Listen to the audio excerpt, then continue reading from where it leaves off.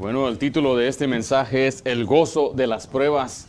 El gozo de las pruebas. El cristiano debe gozarse cuando se encuentre en medio de sus pruebas. ¿Qué es una prueba? Bueno, la prueba es una palabra que describe los problemas o las tribulaciones que interrumpen una condición normal de paz, comodidad, gozo y felicidad en la vida de una persona. Algo que viene y bueno, cambia todo. Puede ser en verdad cualquier cosa, problemas emocionales, alguna preocupación, ansiedad, desánimo, inquietud, pruebas en el trabajo, falta de trabajo, un mal patrón, mala paga, malas compañías, pruebas de salud, enfermedades, accidentes, quizás algunos ya por la edad, pruebas en la familia, un cónyuge infiel, un cónyuge que no comunica, padres inconversos, un hijo rebelde, hijos enfermos, la muerte de un padre, la muerte de un hijo, la deshonra de un hijo, el alejamiento de los padres y los hijos, la falta de amor, un hogar con una madre soltera, la falta de un padre líder. O sea, las pruebas abundan. Y Dios dice, cuando usted se encuentre en una prueba, usted debe gozarse. Y eso es contrario a lo que el mundo quizás nos dice. El mundo dice, busca tu felicidad, busca quitar el dolor, busca la comodidad. Pero quiero que me acompañe a Santiago capítulo 1 y veamos lo que dice la palabra de Dios del versículo 2 al 3. Santiago 1, del 2 al 3. Este asunto de las pruebas, los problemas, es un tema que se ve a través de todas las escrituras. Gente a veces se desanima y dice, ¿por qué me está pasando esto? ¿Y por qué sucede esto? ¿Y por qué Dios permite que pase estas cosas? El Señor tiene un propósito para sus pruebas. Y dice Santiago 1, de 2 al 3, estamos ahí. Santiago 1, 2 al 3 dice, hermanos míos, tened por sumo, ¿qué dice ahí? Gozo cuando os halléis en ¿qué? En diversas pruebas. Dice el 3, sabiendo que la prueba de vuestra fe produce paciencia. ¿No te dice la Biblia que cuando usted se halle en medio de una prueba, usted debe gozarse? Pero la palabra que usa es sumo gozo. Un gozo que excede el gozo. Debe usted alegrarse. Dice, pero pastor, ¿cómo voy a gozarme en medio de una tribulación? El lunes pasado le hablé a un amigo, él vive allá en Guadalajara, en Zapopan más exacto, y platiqué con él, duré como una hora hablando con él, y me interesaba hablar mucho con él, el miércoles era, porque su esposa acababa de fallecer hace 2 semanas. Su esposa se murió de cáncer, tenía más o menos ella 39 años, 40 años, dejando 5 hijos, la mayor de 15 y el más pequeño de 5 años. Duró 3 años con cáncer. Y se le empeoró la situación cuando empezó la pandemia, porque a causa de todo lo que estaba sucediendo no le permitían ir a hacer su tratamiento. Daban prioridad a los que estaban infectados con el virus. Entonces ella quedaba por un lado y me decía que se le llenaban sus pulmones de líquido y de agua. Y cuando iban le tenían que sacar litros de agua de sus pulmones.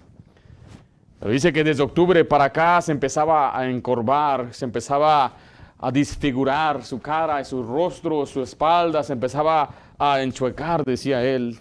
Y desde octubre para la fecha que falleció, ella no pudo salir, su esposo estuvo con ella. En Navidad dice que llamó a sus hijos a despedirse de ellos. ¿Puede imaginarse darle sus últimas palabras a su hijita de 15 años? Ella no va a estar ahí para enseñarle, instruirle y guiarle cuando ella se case. A un niño de 5 años que le diga adiós a mamá. Llegó el tiempo, decía la oración que él me pedía. Ustedes se acuerdan, aquí algunos les compartí esta petición, era el último domingo del año. Decía yo, oramos que Dios ya se la lleve. Está sufriendo bastante. Nuestra oración es que ella ya se vaya al cielo. Y me dijo, mi oración es que su muerte sea sin dolor. Al día siguiente me dijo que la bendición fue así. Le decía, ¿cómo te sientes? No siento nada, decía ella. A las 3 de la mañana, mientras él dice que le cantaba un himno, ella se durmió y ya nunca más despertó. Él dice, gracias a Dios que mi esposa ahora está en los brazos del Salvador. Bueno, yo no sé qué decirle a una persona así. Yo no sé cómo, qué palabras decir para que se alegre y se goce. Y le hablo, ¿cómo estás, hermano? Bien, gloria a Dios. El Señor es bueno. Y yo digo, pero ¿cómo puede una persona estar gozándose en momentos así? Y él cuando me dice cuando iba al funeral, es que su esposa era miembro de la iglesia ahí en Santa Cruz de las Flores, pero era de San Nicolás, era de otra iglesia. Entonces hicieron 2 servicios y en los 2 servicios que él iba tenía que compartir de su esposa y decía que mucha gente daba testimonio de su esposa. Nosotros íbamos a verla porque se estaba muriendo, pero salíamos con más gozo cuando entrábamos. Dice, nos animaba a ella. ¿Cómo es posible que haya gozo? La gente que encargada del funeral, decía él, se estaban perplejos. ¿Por qué ustedes tienen gozo? ¿Por qué cantan? ¿Por qué se alegran? Es un gozo que el mundo no conoce. Un gozo que el cristiano puede tener aún en medio de la tribulación, de circunstancias, de las cosas peores que le puedan suceder. Dios dice, en medio de esas circunstancias, usted debe gozarse. ¿Por qué? Porque dice ahí que Dios tiene un propósito para nuestras pruebas. Sabiendo que la prueba de nuestra fe produce paciencia, nos madura, nos hace gente espiritual. Si no fueran por las pruebas, no seríamos lo que somos el día de hoy. Si no fuera por las pruebas, algunos no llegaríamos a Cristo. Si no fuera por las pruebas, anduviéramos ahorita en el mismo cochino y pecado allá afuera. Pero por las pruebas, el Señor nos indujo a sus caminos. Gracias a Dios por las pruebas. Podemos gozarnos en medio de las pruebas. La verdad es que el cristiano necesita las pruebas. Y no debe ser víctima de sus circunstancias. Pobrecito de mí. Y mira lo que me está pasando. Y mira, ¿por qué a mí? Why me? Dicen en inglés. Why me? ¿Por qué a mí? Yo. ¿Y por qué me tiene que pasar esto a mí? Y Dios dice, es que te estoy dando una oportunidad para florecer en esa situación. ¿Por qué tuve que crecer en un hogar sin un padre? Porque Dios quiere mostrarle al hombre y al mundo que Él puede ser un mejor padre a veces. ¿Por qué tuve yo que ser un viudo? Decía él, debo ser sincero, mi amigo me decía. Yo le preguntaba a Dios, ¿por qué? Si estamos sirviendo a la iglesia, éramos fieles en asistencia, en evangelizar. Mi esposa es un ejemplo de madre, de castidad. ¿Por qué mi esposa? ¿Por qué no otro? Decía él en su carnalidad. Pero Dios sabe las cosas, Dios sabe por qué. Yo le dije quizás por eso, porque era tan amable y tan espiritual que dijo, pues vente a la casa, hija. Uno puede tener victoria aún durante las pruebas, pero también puede hacerse la víctima. La verdad es que todos tenemos problemas. Todos. No hay una persona aquí que diga que no hay algo que le pese en su corazón. No hay nadie, ni una sola persona. El problema es que algunos saben cómo recibir las pruebas y no las demuestran. Y otros, hasta porque el presidente nuevo ya vino, ya están desanimados. Todos tenemos pruebas, todos. Un capellán en el ejército tenía un letrero en la oficina de su puerta. Decía de esto, si tienes problemas, entra y cuéntamelos. O sea, que estaba para ayudar. Pero abajo decía, pero si no tienes problemas, entra y dime cómo le haces. ¿Sabe por qué? Porque todos tenemos problemas. Pablo en este pasaje Filipenses nos explica de su problema. Se encuentra una gran prueba. Pero a pesar de sus circunstancias, dice la Biblia que él se gozaba. Porque él sabía que Dios usaba las circunstancias a su favor. ¿Está enfrentando una prueba en estos momentos? ¿Cuál es su reacción a su prueba? Podrá usted decir, yo tengo gozo en medio de esta prueba. Pastor, me estoy gozando, el Señor está obrando en mí. O se está quejando. O está murmurando. Si es así, entonces tenemos que aprender de una persona que enfrentó una gran prueba y aún así se gozaba. Mire lo que dice el versículo 12. Empezamos ahí, vemos la prueba del encarcelamiento de Pablo. La prueba del encarcelamiento de Pablo. Dice el versículo 12, Filipenses 1:12. Quiero que sepáis que las cosas que me han, ¿qué dice ahí? Sucedido. ¿A qué se refiere Pablo? ¿Qué fue lo que le sucedió a Pablo? Bueno, mire lo que dice el 13 ahí. De tal manera que mis prisiones. El 14 dice, la mayoría de los hermanos cobrando ánimo en el Señor con mis prisiones. El 16 dice, los unos anunciando a Cristo por contención, no sinceramente pensando añadir aflicción a mis prisiones. Entonces, ¿cuál era su problema? Estaba en la cárcel. Ahora, él no fue a la cárcel por algo malo que él hizo. A veces decimos, hay que orar por los presos, pero ellos hicieron algo malo, ¿no? Estamos orando que Dios los saque, pero ¿qué no tienen que cumplir con su sentencia? Quizá. Pero oramos por ellos, no malentienda. Oramos que el Señor les ayude mientras están ahí encerrados y que aprendan. Pero Pablo no tenía esa necesidad. Él no fue a la cárcel por un crimen que cometió. Cuando iniciamos este estudio nos dimos cuenta que los mismos alguaciles, los mismos líderes romanos decían, no hallamos delito, no hallamos culpa en él. Pero estaba él siendo acusado por su pueblo, los judíos, y cayó en la cárcel siendo un hombre inocente. Pero él no perdió su gozo estando en la cárcel. Dice el versículo 3 ahí, Filipenses 1:3. Doy gracias a mi Dios siempre que me acuerdo de vosotros, siempre en todas mis oraciones rogando, ¿qué dice ahí? Con gozo por todos vosotros, por vuestra comunión en el Evangelio, desde el primer día hasta ahora, estando persuadido de esto, que el que comenzó, ¿dónde estamos? En vosotros la buena obra, la perfeccionará hasta el día de Cristo. Mira, Pablo está en la cárcel y está diciendo que aún en el versículo 7, como me es justo sentir esto de todos vosotros, por cuantos tengo en el corazón, ¿y en qué dice ahí? Y en mis prisiones. Pablo se encontraba en la cárcel, pero decía, aún estando yo en la cárcel, yo tengo gozo. Me estoy gozando de estar en la cárcel.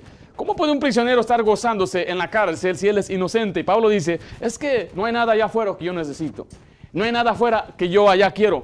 Y yo estoy acá adentro por voluntad de Dios. Pablo dice que él tuvo que aprender a contentarse con su situación. Mírenlo, Filipenses 4:11. Filipenses 4:11 dice así, de esta manera: no lo digo porque tenga escasez, pues he aprendido a contentarme cualquiera que sea mi situación. Pablo dice que él aprendió algo. La paz, el contentamiento y el gozo no son características naturales que aparecen naturalmente después de que somos salvos. Él tuvo que aprender. Él tuvo que aprender a gozarse en medio de su tribulación. Y hay muchas personas que en verdad no han aprendido a gozarse. No han aprendido a tener el gozo en la vida. El creyente debe levantarse feliz cada mañana, contento, dándole gracias a Dios por otro día de vida. Gracias, Señor, por las circunstancias. Mire, el hecho de que usted tenga un dolor físico les dice que usted está vivo. El hecho de que usted tenga unos niños melindrosos le deja saber que tiene hijos en casa, cuando hay gente que no puede tener hijos. O sea, las cosas que usted y yo tenemos o sufrimos o enfrentamos, las podemos ver con un vaso lleno o un vaso vacío. Pablo decía, yo no soy prisionero, yo soy embajador en cadenas. Él no perdió su gozo estando ahí en la cárcel, porque él sabía que había un propósito para su encarcelamiento. Mire lo que dice Filipenses 1:12. Quiero que sepáis, hermanos, que las cosas que me han sucedido han redundado más bien para el progreso del Evangelio. Ahora mire, dice, quiero que sepáis, ¿y cómo les llama después? Hermanos, hablando aquí en los filipenses, los filipenses estaban preocupados por Pablo. Estos le habían enviado una ofrenda por medio de Epafrodito y esperaban y oraban que Dios libertara a Pablo y estaban quizás hasta teniendo lástima por Pablo. ¿Cómo es posible que Pablo enfrente estas cosas? ¿Cómo es posible que Pablo esté sufriendo? Pero Pablo les decía, oye, un momentito, no se preocupen por mí. Mi encarcelamiento tiene un propósito divino. ¿Cuál es ese propósito divino? Leámoslo de nuevo, dice ahí al final, el versículo 12. Las cosas que me han sucedido ¿qué sigue esa palabra? Redundado más bien para el progreso del Evangelio. La palabra redundado significa resultar una cosa beneficiosa o en beneficio. Él dijo, me metieron preso y me está yendo bien. Me metieron preso y hay un propósito para mí en la cárcel. Yo escuché de un hombre que tenía 3,000 esclavos allá en Haití. 3,000 esclavos. Y era un hombre que aborrecía las cosas de Dios y decía, no vamos a permitir que entre ni un solo predicador aquí, ni que le predique ni por un momento a ni uno de mis esclavos. 3,000 almas sin poder escuchar el Evangelio. Y él dijo, si un predicador si llega por acá, lo vamos a poner aparte en otra casa, él no va a entrar aquí. 2 misioneros de allá de Alemania, moravos, escucharon de eso. Ellos decidieron hacer algo, se vendieron ellos mismos para ser esclavos, para poder entrar a la isla como esclavos. Y con ese mismo dinero que se vendieron, pagaron su boleto para ir, para pagar su pasaje en el barco. Y ahí van ellos al muelle y su familia se acerca a despedirse de ellos. Jóvenes de 25, 26 años despidiendo de sus padres, sus amigos, jamás verán su rostro. Ellos tomaron una situación muy mala, la hicieron positiva, se convirtieron en prisioneros esclavos con propósito de predicar el evangelio a estos 3,000 en una isla. Uno siempre puede ver el lado positivo de cada situación. Yo no sé de usted, yo no sé cuál es su situación que usted está enfrentando. Pero Pablo tenía una perspectiva muy diferente. Él dijo en el 12, quiero que sepáis, quiero que sepas algo. No te preocupes por mí. Dios tiene un propósito para mí aquí en la cárcel. Dice el 13, de tal manera que mis prisiones se han hecho patentes en Cristo en todo el pretorio y a todos los demás. Él está diciendo, aunque yo estoy en la cárcel, yo todavía estoy trabajando. Quizás muchos decían, ya lo encerraron, ya el ministerio de Pablo se acabó, porque sabíamos que Pablo iba de un lado a otro lado, plantando iglesias, levantaba grandes campañas, pero ahora está encerrado. Ya no puede hacer nada. Pero Pablo dijo, así no es la cosa aquí. Mira, ven para acá, hermano, ven para acá. Pablo vivía en una casa alquilada bajo el gobierno romano. Y ven para acá tu hermano también, ya que estás ahí.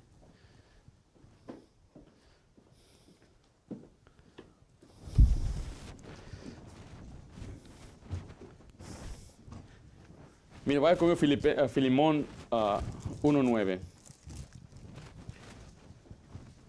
No voy a preguntar, no responde, pero algunos han ido a la cárcel. Pablo estaba siendo cuidado todo el día. Yo tengo un amigo que fue a la cárcel. Y fue a la cárcel por algo que hizo. Y bueno, eso que hizo lo llevó a la iglesia y ya se arregló. No nos había contado qué es lo que había hecho, pero de pronto, pastor, voy a ir a la cárcel. ¿Cómo? Sí, pues que antes de que yo viniera a la iglesia hice algo y pues la verdad me metí a la iglesia para ver si me daban chance de quedarme afuera.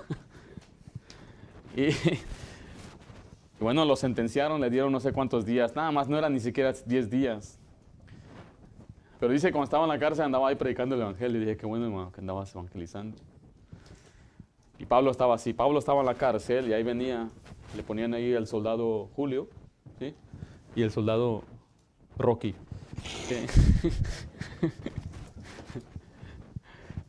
Y decía, hey, ¿cómo estás? Yo soy Pablo, soy cristiano. ¿Alguna vez has escuchado de Cristo? No. Déjate cuento entonces. Y ni modo que se vaya. Lo tenía ahí, no podía irse. Y déjate digo a ti también, Rocco, ¿cómo está la cosa aquí? Y le empezaba a hablar de Cristo. Cambiaban de turno. Ya, vamos, Julio, salúdame a la esposa, Rocco. Ya se iban. Y entraba el segundo turno. Buenas tardes. ¿Cómo se llama usted? Juan. Ese no es nombre italiano, mano. Ven para acá, mano. César. Dios te bendiga, César. ¿Cómo estás? César. ¿Y tú? Victorio, ¿cómo estás? Y empezaba ahora a compartir. Ustedes han escuchado de Jesús. Déjenles cuento. Una vez y empezaba a contarle de ella. Todos los días. Y al día siguiente se iban. El tercer turno entraba. Pero después entraban el primero otra vez. Y ya estaba. Tú te llamas, no me digas. Julio. Rocco, venga para acá, ¿cómo está? Y ahí están los dos sentados. Y él empezaba a hablar. No sé si ellos se fastidiaban. No sé si ellos decían, ya estamos hasta acá con este amigo. Pero él aprovechaba cada momento. Decía, ahora aunque estoy en la cárcel, estos van a ser con los que voy a hablar. Mira lo que dice Filemón. Estamos ahí. Versículo 9 dice así, más bien te ruego por amor, siendo como soy Pablo, ya anciano, y además, ¿cómo se llama ahí él? Prisionero de Jesucristo. Dice después ahí, vaya conmigo a Efesios 6:20, por favor. Y ahí está el apóstol compartiendo el evangelio. De pronto, el Señor empieza a obrar en el corazón de Julio. Y entra Julio con una cara, pues un rostro así medio serio. Julio, ¿todo bien?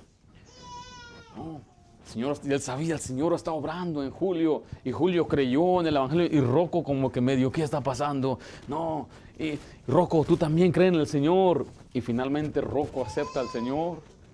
Al siguiente turno vino César y Victorio. Y César y Victorio también reciben al Señor. ¿Cómo sabe esto, pastor? Usted lo voy a mostrar, ¿ok? Mira lo que dice Efesios 6:20. Por lo cual soy, ¿qué dice ahí? embajador en cadena. Le decían, Pablo, ¿a qué te dedicas? Soy un embajador. ¿Cómo? Si estás encerrado. Sí, soy embajador en cadenas. El Señor me envió a predicar el Evangelio. Mira lo que dice Filipenses, el último capítulo 4, Filipenses 4. Vamos ahí. Versículo 22. Dice, todos los santos, recuerde que los santos son los creyentes. Todos los santos os saludan, especialmente ¿quién? Los de la casa de César. ¿Qué es esa casa de César? No era César el soldado, era César el emperador. Mucha gente estaba siendo salva. Al versículo 13, mire de nuevo, dice así: de tal manera que mis prisiones han hecho patente en Cristo. ¿En dónde? Todo el pretorio. Todo el pretorio. El pretorio era el castillo, la casa fuerte donde vivía Pablo. Había muchos soldados que se estaban siendo convertidos. Se andaban convirtiendo al Señor. Y decía después, ¿sabes qué, Rocco? Te vamos a mover. No, yo quiero quedarme aquí, yo soy Rocco. Quiero quedarme aquí. Y mandaban otro soldado y otro soldado. Y él estaba evangelizando a los soldados y estaban siendo salvos. O sea que algunos quizás no podrán salir a evangelizar, pero vas a trabajar. Vas a una escuela. Tienes vecinos. Tienes compañeros. Tienes conocidos. ¿Le ha hablado usted de Cristo a ellos? O sea, Pablo nunca perdió una oportunidad de poder compartir el Evangelio. Note que aunque él estaba siendo perseguido, aunque él estaba en la cárcel injustamente, él usó esa oportunidad para predicar. Y yo he escuchado de muchos que se encuentran en el hospital, se están muriendo de una enfermedad, pero ahí le están compartiendo las enfermeras, le están compartiendo a los doctores, aunque sean de India o sean asiáticos, les están compartiendo el Evangelio. No se pierden ni una oportunidad de decirle a otro de Cristo. Yo escuché de un hombre que andaba caminando por la calle y escuchó a gente usar el nombre del Señor en vano, en forma de grosería. Él dijo, oye, ¿dijiste Jesús? ¿Lo conoces? Y aquel bien asustado, ¿de qué hablas? Escuché que dijiste Jesús. Pues sí, era nada más como una grosería. Bueno, déjate, hablo de Jesús. Y le compartió el Evangelio ahí. Un hermano de la iglesia estaba haciendo un muy mal trabajo, estaba pintando, andaba chorreando la pintura por donde quiera. Y andaba bien enojada la mujer y le dice, le voy a decir a mi hijo, él es el dueño de esta casa, le voy a decir, pero señora, estoy tratando de arreglarlo. No, y andaba bien enojada la señora. Y cuando vino el muchacho, también estaba bien enfurecido. Y le dijo, pues, ¿qué onda? ¿Qué está pasando? Todo lo que estás haciendo. Y le dijo, déjate, hago una pregunta. Si tú murieras el día de hoy, ¿estás seguro que irías al cielo con Dios? Y acá se quedó como, ¿qué? ¿Mi casa qué tiene que ver con eso? Déjate, cuente una casa en el cielo. Y dice que le compartió el Evangelio, creyó en Jesús, recibió al Señor, fue salvo y hasta le perdonó los errores que había hecho. ¡Qué bendición! Gracias, Julio. Gracias, Rocco. Estaba una vez sentado en el trabajo allí en Ramada Inn, donde trabajaba en un hotel como el recepcionista que recibía a la gente, les daba sus llaves. Y vino mi patrón y me dijo, mira, este día va a llegar fulano de tal, él tiene tiempo trabajando aquí, pero él nunca trabajó este turno. Dale estas instrucciones. Y digo, muy bien. Y estoy sentado yo y cuando escucho, yo no me había dicho que era un morenito. Pero esos morenos que se ven así como pesados, así como aquel que te puede golpear en la calle. Yo soy de Long Beach, yo sé de qué estoy hablando. Venía así con sus surcos, cornrows, tatuajes, se miraba como uno que era un pandillero. Él es el cocinero, qué tremenda bendición. Y yo escuché que entró enojado, oía ahí golpes atrás, estaba aventando una silla, maldiciendo. Mejor no le voy a decir nada, yo. Las instrucciones se las de otra persona, pero yo no se las voy a dar. Y cuando va saliendo, yo me hice como el que no lo miraba y tenía yo la Biblia aquí abierta y se detuvo ahí y me dijo, ¿qué estás haciendo? Lo miré al tote. Le dije en inglés, I'm reading my Bible. Estoy leyendo la Biblia. Y él, pero con un disgusto, dice, why? ¿Por qué? Y dije, aquí está Ringo, es lo que practicaste por años. Pararte firme por el Señor, aquí viene. Le dije, estoy estudiando en el colegio bíblico para ser un predicador. Un pastor, le dije. Y él me dijo, pastor, ¿como un predicador? Sí. Lo que él me dijo después cambió todo ahí en ese momento. Me dijo él, ¿qué tengo que hacer para ser salvo? Ahí lo miré a un hombre grandote, fuerte, pero miré ya a un hombre con necesidad. Le dije, abrí la Biblia, le compartí el Evangelio. Después de que él recibió al Señor, él ya había llegado tarde, pero ahí se quedó y le dije, ¿te gustaría invocar el nombre del Señor? Y yo, claro que sí, que me puedes ayudar. Le guié, recibió al Señor, me dio un abrazo. Y Dios me dijo, yo soy el cocinero aquí. Dice, si tú quieres algo, déjame saber. No tienes que pagar nada. Qué bendición, dije yo. Esto es vivir del Evangelio, ¿verdad? Y él venía y me decía, tú enséñame la Biblia y yo te voy a alimentar. You teach me the Bible and I feed you. Órale. Yo pedía lo más caro, manos, ¿eh?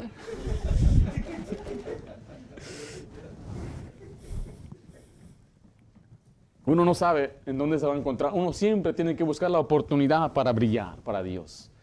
Le voy a decir, aunque estamos aplicando ahorita situaciones de evangelizar, usted puede ser un buen testimonio. Yo le di muchas gracias a este varón. Dije, amigo, tú eres un gran testimonio, gracias. Durante estos tiempos tratamos de animar a la gente, pero dicen, tú no sabes, tú no has perdido a nadie. Tú no tienes familiares que han muerto. Tú no puedes consolarme. Y es verdad, yo no puedo consolarle, pero Dios sí. Y Dios le ha consolado a él, y dice la Biblia que el Dios de todo consuelo, el Padre de toda consolación, nos consuela a nosotros para poder consolar a otros. Así que yo no sé cuál será su situación o cuál será su prueba, pero Dios dice que en medio de esa prueba Dios lo quiere usar a usted. Dios quiere que usted brille y que usted dé un buen ejemplo y que usted dé un ejemplo de confianza en Dios, porque entenderlo no lo vamos a poder lograr. Ya deje de tratar de entender, nada más confíe. Mire lo que Pedro dijo en 1 de Pedro 4:12. Pedro aquí les recuerda a sus lectores sobre la bendición de sufrir por Cristo.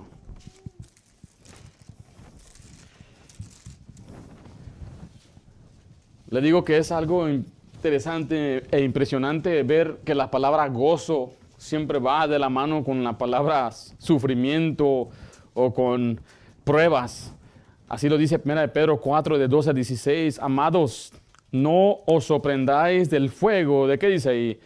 De prueba que os ha sobrevenido, como si alguna cosa extraña os aconteciese. Dice el 13, sino gozaos por cuanto sois participantes de los padecimientos de Cristo, para que también en la revelación de su gloria os gocéis. ¿Con qué dice ahí? Con gran alegría. Yo no sé de usted, pero mire, una y otra vez vemos que uno de los problemas más grandes del cristianismo en el Nuevo Testamento era siendo perseguidos por ser cristianos. Y él dice, no te sorprendas, como que es algo raro. Aún nuestras pruebas, ¿por qué nos sorprendemos? Como que es algo raro nos está aconteciendo, como que es algo fuera de este mundo. La enfermedad es parte de la vida, la muerte es parte de la vida. El enfriamiento del corazón, del amor, es parte de la vida. Lo hemos visto, usted nada más vea las estadísticas, cuántos matrimonios destrozados, cuántas familias separadas. Y no le estoy diciendo que usted lo debe luchar o debe forzarse para que eso lo pase. Lo que le estoy diciendo es que no es algo que le debe sorprender. No es algo, dice la Biblia, como que sea tan raro que, ¿por qué solamente a mí? Pero dice Dios que usted debe aprender a gozarse en esos padecimientos. Dice, pero pastor, ¿cómo voy a gozarme? Bueno, ¿qué hizo Pablo para gozarse en medio de su situación? Filipenses 1:12 nos dice por qué se gozaba Pablo. Pablo estaba pensando en lo eterno. Pablo estaba pensando en más allá de la muerte. Dice el versículo 12 así, quiero que sepáis, hermano, que las cosas que me han sucedido han redundado más bien, ¿para qué dice ahí? Para el progreso del Evangelio. El Evangelio trata de las cosas eternas. O sea que Pablo tenía su mirada en la eternidad. Y cuando usted ve su vida a la luz de la eternidad, las circunstancias de su vida o de que le están sucediendo o le están pasando, no le pueden robar el gozo, porque usted está pensando en la eternidad. ¿Cuánto tiempo dura la vida? Algo que a mí me llama mucho la atención cuando voy a un cementerio, a un panteón, es ver las tumbas y ver las lápidas, ver los años. Y ahí veo, dice ahí, nació en 1923 y se murió 2001. Hago los cálculos, wow, ok, vivió 70 y pico años. Pero lo más impresionante es cuando usted ve a alguien que dice nació en el 2001 y murió en 2014. Y esa fue la situación mía cuando me senté para el funeral de nuestro hermano Porras. Ahí al lado donde ya estaba Mesía, ahí estaba una lápida que tenía la foto, un retrato de una jovencita. No había ni cumplido 15 años. Después de que terminó todo, pues me dio curiosidad ver los demás. Y miré a otro, tenía 19 años, otro tenía 27 años, 29 años. Y siempre me gusta leer qué dicen de ellos. Algunos dan un pasaje bíblico y digo, oh, ojalá fuera creyente. Pero hay otros que no dicen nada. Es más, miré unos que tenían letras arábicas. Y me preguntas, ¿dónde estará esta persona? Todas las preocupaciones que tenía el ser humano al morir, de nada, ya no, de nada tiene sentido. Cuando uno muere ya se queda todo aquí, sus deudas se quedaron aquí, la preocupación de sus hijos, sus hijas se quedan aquí, los sueños, aspiraciones, planes que tenían se quedan aquí. Y lo único que nos queda entonces a los creyentes es la eternidad. Y se da cuenta entonces, ¿para qué me preocupé tanto? ¿Para qué me afané tanto? ¿Para qué sufrí tanto? Por eso Pablo decía, yo no tengo miedo a morir. Él decía en Filipenses 1:21, mire lo que dice ahí, porque para mí el vivir es Cristo. ¿Y qué dice después? Y el morir es ganancia.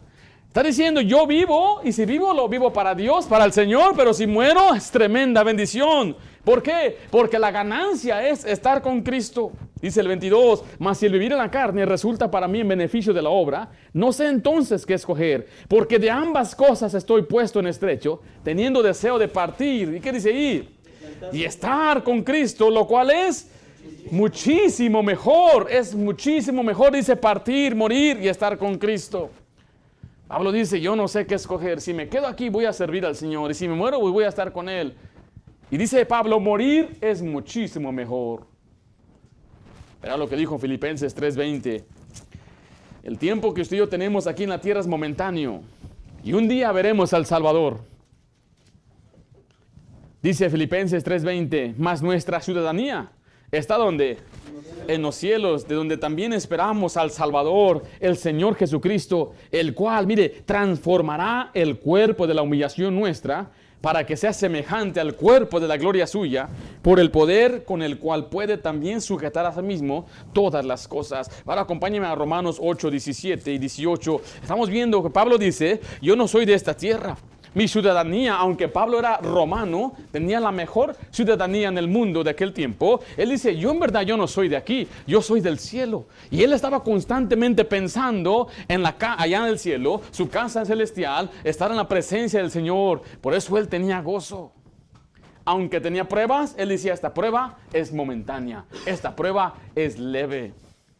Romanos 8, 17 y 18 dice, y si hijos también herederos de Dios y coherederos con Cristo, si es que padecemos juntamente con Él, para que juntamente con Él seamos, ¿qué dice ahí? Glorificados. Eso habla de nuevo del nuevo cuerpo que Dios nos va a dar en el cielo. Mira el 18. Pues tengo por cierto que las aflicciones del tiempo presente no son comparables con la gloria venidera que en nosotros ha de manifestarse. Voy a leer de nuevo el 18. Vea qué tan tremenda doctrina y qué profundo es este pasaje. Pues tengo por cierto que las aflicciones del tiempo presente no son comparables con la gloria venidera que en nosotros ha de manifestarse. Este pasaje es tremendo. Dice, lo que usted está pasando, la aflicción que usted está sufriendo en este momento, no se compara a la gloria venidera que va a estar en usted. A la bendición que usted va a disfrutar en la gloria. No se compara. ¿Cómo puedo tener gozo en medio de mi tribulación? Pensando en la eternidad. Pensando que un día usted estará en la presencia del Salvador. Es que a veces estamos tan aferrados al mundo. Estamos tan aferrados a nuestros deseos. Estamos tan aferrados a lo que hay aquí. Una persona que llega a la gloria, quizás hasta dice, yo hubiera llegado antes acá. Usted y yo como seres humanos no comprendemos eso. Queremos ir al cielo. No tenemos miedo de morir. Pero dijimos, todavía quiero estar aquí un rato más. ¿Verdad? Así hablamos. Y decimos, no, quiero ser bendición a mis hijas, quiero ser bendición a mi esposa. Y no estamos abogando diciendo, hey, vamos allá a tomarnos un veneno y hay que morirnos. Como un hombre lo hizo eso, engañó a más de 900 personas. Y él les prometió una vida más allá y todos ahí se suicidaron. Eso no es bíblico. El Señor nos va a llevar cuando Él quiera llevarnos. Hemos enseñado que el suicidio no es algo que a Dios le agrada. El Señor tiene una obra con nosotros y las personas que en la Biblia anhelaban morir, Dios nunca les concedió su petición, sino al contrario los ponía a trabajar. Y le decía, todavía tengo un propósito para ti. Pero humanamente usted y yo no entendemos qué es en verdad estar en la presencia de Dios. Solamente podemos ver como un espejo lo que, como dice la Biblia, lo que es la eternidad. Pero para mí eso es suficiente. Lo que estamos pasando aquí en la tierra es momentáneo, es pasajero. Somos peregrinos, dice la Biblia. Un peregrino es uno que está de pasada. No se acomoda en un lugar. No se acomoda aquí en la tierra diciendo, pues aquí es mi tierra. No. El himno dice, el mundo no es mi hogar, soy peregrino aquí. Y en la ciudad de luz tendré mi casa con el Señor. Es una tremenda bendición de tener una esperanza viva, una herencia en los cielos. Por eso usted debe gozarse. Porque lo que le está pasando aquí es momentáneo. Pero es con un propósito. Hace una semana le compartí eso. Usted puede ver sus circunstancias de la manera que un marinero responde al viento. Un barco navega hacia el este y otro hacia el sur o al oeste. El mismo viento sopla para ambos barcos, pero es la posición de las velas y no los vientos los que determinan la dirección de los barcos. O sea, es su actitud hacia las pruebas lo que va a determinar si usted va a gozarse o no. Dos personas pueden estar enfrentando la misma situación. Uno se amarga y el otro se mejora. ¿Por qué? Porque las personas tenemos que ver que Dios usa nuestras circunstancias para el bien. Vemos ahí en Filipenses 1:18 que Pablo, a pesar de enfrentar tribulación, él se gozaba. El gozo del prisionero. Filipenses 1:18 dice que pues, que no obstante, de todas maneras o por pretexto, por verdad, Cristo es anunciado. Y en esto, ¿qué dice ahí? Me gozo y me gozaré aún. Ahora, ¿por qué está diciendo esto? Bueno, si usted lee del 15 al 17, dice, algunos a la verdad predican a Cristo por envidia y contienda, pero otros de buena voluntad. Los unos anuncian a Cristo por contención, no sinceramente, pensando añadir aflicción a mis prisiones, pero los otros por amor, sabiendo que estoy puesto a la defensa del Evangelio. Ahora, hermano Josué, otra vez, hermano Daniel, venga por acá, por favor. Mientras Pablo se encontraba en la cárcel, la Biblia dice que había quienes cobraban ánimo para evangelizar más. Dice 14, la mayoría de los hermanos, cobrando ánimo en el Señor, ¿con qué dice ahí? Con mis prisiones. Se atreven mucho más a hablar la palabra sin temor. Súbanse aquí. Entonces, mire, cuando Pablo llegó a la cárcel, había dos reacciones en los creyentes. Unos decían, no, el apóstol Pablo ya está encerrado, ¿quién va a predicar el evangelio? Y él cobraba ánimo y decía, bueno, si metieron preso a Pablo, pues yo también estoy dispuesto. Y de pronto había una gran cantidad de siervos de Dios evangelizando por las calles. Pero había otro grupo, y este grupo era oportunista. El grupo que amaba la gloria del hombre, y eran creyentes, la Biblia le llama hermanos. Y estos empezaron a evangelizar para recibir el prestigio, para que la gente diga, wow, él reemplazó a Pablo. Y Pablo decía, algunos por contención. Lo hacían por causarme más aflicción y otros por amor a Cristo. Pero aún en medio de esa cosa, que aún él, aunque evangelizaba, su motivo era que Pablo quedara mal. Y él dijo, aún en medio de esa situación, ¿qué dijo él? Me gozaré, me gozo y me gozaré aún. Ahora, este ejemplo que Pablo nos da, trata de evangelizar. Gracias, hermanitos. Pero vaya a Santiago 1:2 de nuevo, por favor. Santiago 1:2. Aún estando en la cárcel, aún siendo él, en un sentido, siendo afligido por otros creyentes, él podía gozarse, se gozaba, a él no le robaban el gozo. Y a usted nadie le debe robar su gozo, nadie, ni las circunstancias de una persona, ni quién es presidente, ni quién va a hacer esto o aquello, nada le debe robar. Ahora, si usted dice, yo no sé por qué el pastor está, porque ahorita hay mucha gente que está muy deprimida, muy triste, y mire, por cosas terrenales, pasajeras. Algunos tienen quizás algo válido por cual estar triste, lo que hemos hablado, la enfermedad, la muerte, la pérdida de trabajo, son cosas válidas. Pero aún así usted debe gozarse. Leamos de nuevo Santiago 1:2. Hermanos míos, tener por sumo gozo cuando os halléis en diversas pruebas. Sabiendo que la prueba, ¿qué hace, hermanos? ¿Qué hace? Sabiendo que la prueba de vuestra fe produce paciencia. Note lo que dice el 3, el 4. Más la paciencia, su obra completa, para que seáis ¿qué? Perfectos y cabales sin que os falte cosa alguna. Considere la verdad sobre las pruebas. Dice ahí el versículo 2. Hermanos míos, tener por sumo gozo cuando os halléis en diversas pruebas. O sea que vendrán. Las pruebas van a venir. Algunos estamos saliendo de una prueba. Algunos están en una prueba. Y otros van a entrar en una prueba. Usted no sabe qué le espera mañana. Usted no sabe qué le espera una semana. Yo estoy pensando hace un año, tenemos planes, era un tremendo año, el inicio del año fue tremendo para nuestra iglesia. Desde los eventos que estábamos teniendo, el grupo de evangelismo, era tremendo. Y teníamos planes y teníamos...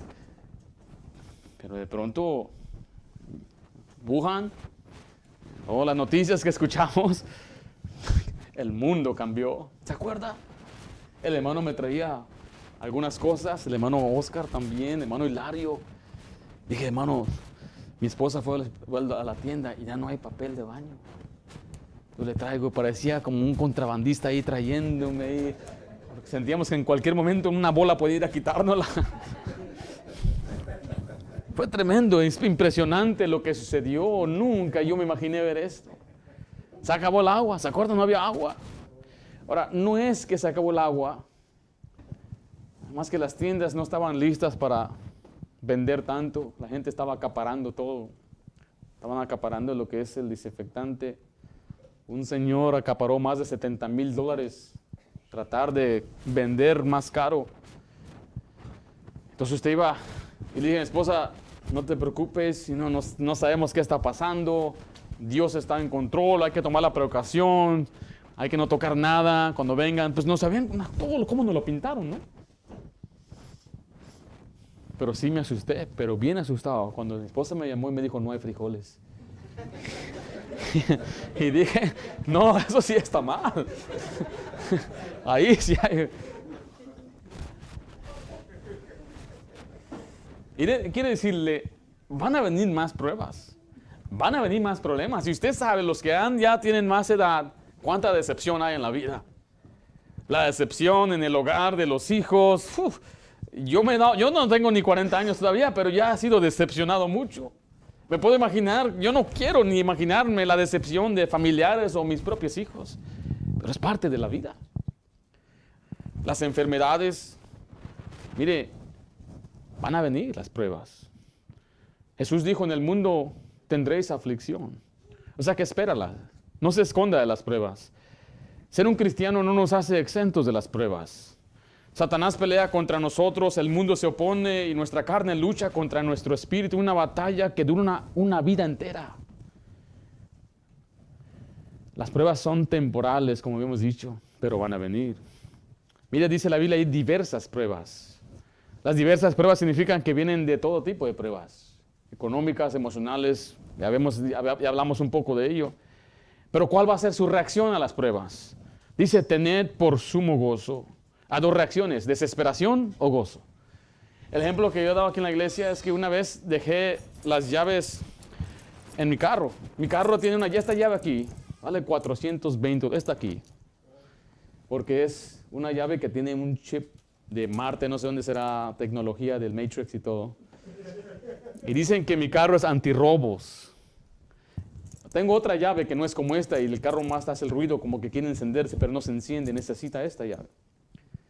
Pero de nada sirve si usted mismo deja la llave pegada. Y ese fue mi caso. Habíamos dejado unas aguas en el carro y me tocó bajarlas y me acompañó mi querida Lidia. Y yo me distraje con ella.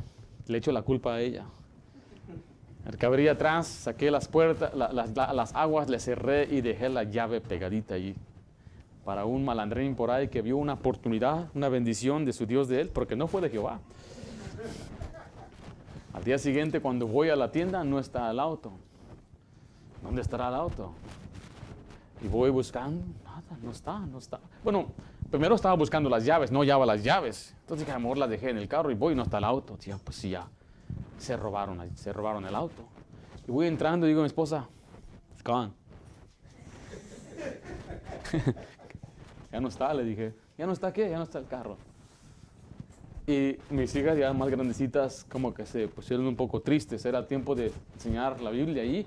¿Y qué vamos a hacer? ¿Qué? Dije, no se preocupen, hombre. El Señor nos va a dar un mejor carro, vas a ver. ¿Cómo? Sí, vas a ver, el Señor es bueno. Qué bueno que se lo robaron.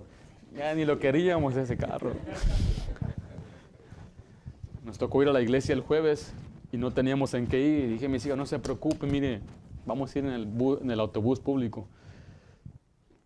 Yo miré cuando pasaba, dije, híjole, lo que normalmente me tarda 10 minutos va a tardarme 3 horas para llegar a la iglesia. Y así fuimos. Oh, Señor, con todo carriolas y todas mis hijas, the wheels on the bus go round and round. Y uno bien frustrado. Después hice el reporte del robo y todo, llamé a la aseguranza. Yo no sabía que cuando un carro se desaparece, usted es el sospechoso. Aparentemente mucha gente no quiere su carro y lo deja por ahí botado. Y yo dije, descríbeme tu carro.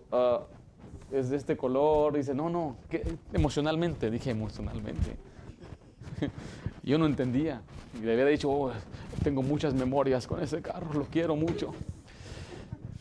Pero andaba bien enojado el señor. ¿Y por qué te lo robaron? ¿Y dónde dejaste las llaves? Y yo le dije la verdad. Como a los 3 días me llama la policía, ya tenemos tu carro.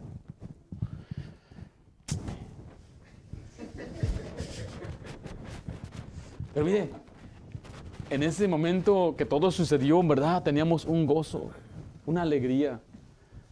Porque te robaron tu carro. Porque perdiste un trabajo. Porque tuviste que entregar el auto que no podías pagar. ¿No hay gozo? No es usted, lo que nos pasó en el 2020, no nos la buscamos. Y todo lo que está pasando, no lo queríamos, no lo queremos, pero el Señor lo ha mandado. ¿Y qué crea? Muchos de nosotros, Dios obró en nuestro corazón. Y Dios sigue obrando en nuestros corazones. Y Dios nos está enseñando a confiar en Él. Y Dios algunos hasta nos humilló. Y Dios hasta nos ha dirigido, nos ha abierto los ojos. Y ahora estamos más agradecidos por la vida. Gracias a Dios por las pruebas. Gracias a Dios por las tribulaciones. Gracias a Dios porque son diversas. Unos necesitan por un lado y otros necesitamos por otro lado. Dios a veces dice, voy a apretarte por tu familia. Y otros, Dios, te voy a apretar por tu economía. Y yo dice, Dios, te voy a apretar por tu salud. Y Dios manda las diversas pruebas porque Él sabe exactamente lo que usted y yo necesitamos. Por eso nunca se compare a otro. Nunca diga, ¿y por qué le va mejor a él? Porque Dios sabe que usted puede con esta situación. Por eso se la dio a usted y no al otro. Y dice la Biblia, cuando usted se encuentre en una tribulación, le dice, bástate mi gracia es suficiente para sustentarte, para darte la alegría y el gozo. Por eso no diga usted, yo no puedo con esto. Si Dios se lo dio, es que Dios dice, usted puede. Así que ya no debemos quejarnos de nuestra prueba, sino más bien hay que darle gracias a Dios y pedirle a Dios que nos dé fuerzas para llevar la prueba. Me decía un amigo, estoy ahorita muy afligido, perdí mi trabajo. Le dije, qué bendición. ¿Cómo? Sí, qué bendición. Me alegré con él, aplaudí, lo abracé. Felicidades. Pero ¿cómo me vas a felicitar? Qué bendición. Yo no sé, pero si perdiste trabajo, qué bendición. Me quedaba mirando, ¿usted está loco o qué? Dije, yo estaba en tu posición. Dije, seguro te está impidiendo servir al Señor. Dice, la verdad, sí. Tienes dinero, pero no disfrutas de familia. Dice, sí, qué bendición. Pero quizás voy a entregar mi casa. ¡Qué bendición! Vete a un apartamento. ¡Qué bendición! Aprenda a confiar en Dios. Y le digo a usted, yo no sé qué situación esté enfrentando. ¡Qué bendición! Le va a ayudar a usted. Véalo de esa forma. Véalo a la luz de la eternidad. Y véalo como Dios dice, esta prueba va a producir paciencia. Le va a hacer cabal, perfecto. Le va a madurar. Le va a hacer un cristiano fuerte. Porque ¿sabe qué necesita el día de mañana? Una fuerza más para enfrentar el problema de mañana. Vienen más problemas. Empieza con algo chiquito, pero viene algo más grande y más grande. Finalmente se va a encontrar con la prueba de todas las pruebas. Y le dije a mi amigo, perdí a tu esposa. No puedo pensar en una prueba más grande. Pero me dijo, el Señor nos ha preparado a través de los años. Y yo le digo, yo no sé, yo no puedo decir eso. Y dice, claro que no, es que yo estoy aquí ahorita y tú estás en otra situación. Yo no sé cuál sea su diversa prueba, pero Dios dice, gózate en esa prueba. Dios tiene un propósito para ti. Dios quiere purificarle. Dios quiere ablandar su corazón. Dios quiere enseñarle a confiar en Él. Lo que Dios no quiere es que usted se queje y que le diga, ¿y por qué yo? Bueno, humanamente lo podemos hacer, no me malentienda. Usted vaya a Dios y dígale, pero el Señor le va a enseñar, le va a decir, confía en mi hijo. Él tiene cuidado de nosotros. Dice la Biblia, echando toda vuestra ansiedad sobre Él, porque Él tiene cuidado de vosotros, aún en las pruebas. Echa sobre Jehová tu carga y Él te sustentará.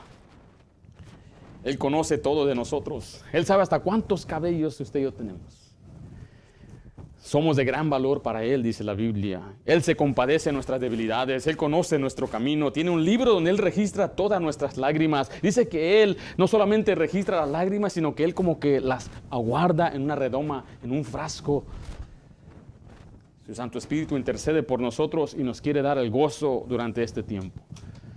Yo no sé de usted, pero yo me he gozado más en la vida que jamás en mi vida. No tengo todo lo que necesito. No nos ha ido, digamos, de maravillas económicamente ni en la salud, pero ¿sabe qué? Dios es bueno. Dios siempre es bueno. Y nos va mejor de lo que merecemos. Cuando usted lo ve a la luz de la eternidad, lo que yo merezco es pasar una vida eterna en el infierno, la condenación eterna. Pero el Señor en su amor y su misericordia me dio la vida eterna. Y si Él me quiere dar salud, eso ya es un lujo. Si me quiere dar una buena economía, eso ya es un lujo. Si me da una familia que estemos unida, eso ya es un lujo. Todo eso lo deseo, no me lo entienda, pero ya es lujo. No lo merezco, nadie lo merece, no merecemos ni la vida. Pensando así, ¿cómo no voy a gozarme? ¿Cómo no voy a estar alegre? ¿Cómo ya no voy a ser feliz? Por eso debe haber gozo aún en medio de las pruebas. Y para acabarla, si fuera ya nada más así el sufrimiento por sufrimiento, sería el colmo, pero dice Dios, no. El sufrimiento siempre tiene un propósito. Yo soy lo que soy por la gracia de Dios. Y aún está trabajando el Señor en mi corazón para hacerme más y moldearme más como Él. Y lo que yo necesito no es que Él me quite los problemas, es que me dé fuerzas para superar los que ya tengo. Vamos a orar. Padre Santo, damos gracias porque tu palabra nos da claridad. Aunque en verdad, Señor, no debemos buscar claridad.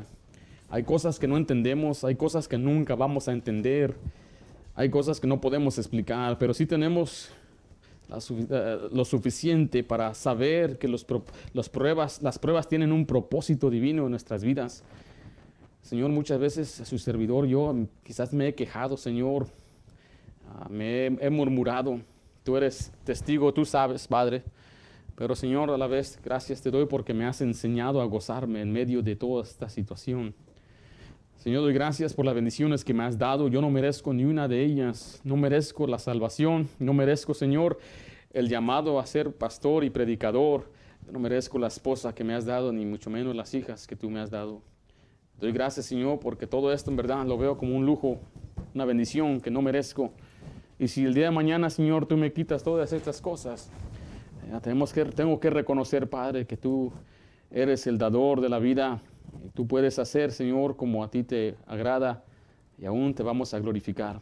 Solamente pedimos que nos ayudes a gozarnos en medio de estas tribulaciones, en medio de esta situación. Yo no conozco los corazones de las personas en esta noche. No sé qué es lo que sienten de los oyentes. Yo no sé qué están atravesando, Señor, pero tú sabes muy bien. Yo ruego, Padre, que les ayudes a tener una perspectiva eterna, confiar en ti. Que ellos no sean afanados por el día de mañana. Y sobre todo que ellos puedan tomarte a ti de la mano y estar dispuestos a seguirte donde quiera que los lleves, Señor. Te lo suplico en el nombre bendito de Jesús. Amén. Muchas gracias. Gracias por escuchar los mensajes de la Iglesia Bautista de Santa Ana. Esperamos que la predicación haya sido de gran bendición para su vida. Y si es así, comparta este mensaje con otra persona. Si alguna vez se encuentra en el sur de California, visítenos a uno de nuestros servicios en la Iglesia Bautista de Santa Ana. También le invitamos que visite nuestro canal en donde encontrará mensajes de doctrina y de aliento para su vida. Sobre todo, le animamos a que nos acompañe para nuestros 3 servicios, en donde podremos seguir creciendo en la gracia y el conocimiento de nuestro Señor Jesucristo por medio de su palabra. Dios les bendiga y tengan un gran día. Para más información sobre nuestra iglesia y los eventos del año, visítenos en la web en santaanabaptist.org y planee su calendario con nosotros. También visítenos en YouTube o en Facebook para ver los mensajes de nuestra iglesia. Todos los mensajes son grabados y subidos a nuestro canal, Iglesia Bautista de Santana. Si se perdió un servicio, no se pierda el mensaje.